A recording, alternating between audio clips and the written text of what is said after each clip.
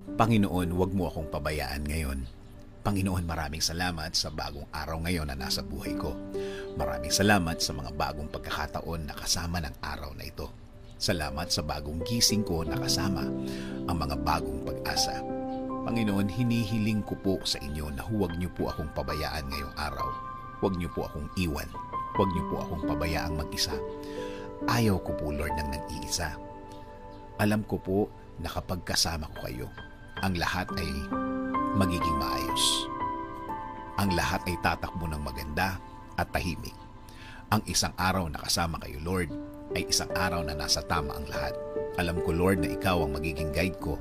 Alam ko, Lord, kung ikaw ang maglilid ng buhay ko, mapupunta ito sa maayos at tahimik talaga ang lahat. Dahil alam ko na ang araw na ito ay bahagi ng inyong magandang plano. Lord, nasa gitna po